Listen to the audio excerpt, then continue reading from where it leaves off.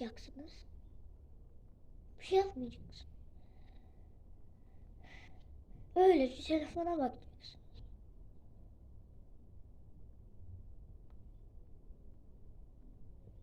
Evet, böyle arkadaşlar. Kanala öyle olmayı unutmayın. Şimdi günlük hayatımızda öğrendik. Şimdi yemek yiyeceğiz. Ondan sonra da şeylere bakacağız. Sonra videonun sonuna geleceğiz.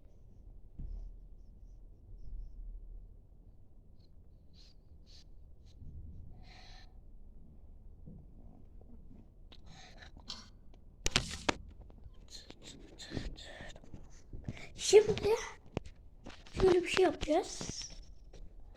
Odanıza geçeceğiz. Bilgisayara bakacağız. Daha sonra da yemeğimizi yiyeceğiz. Çünkü ben bakın benim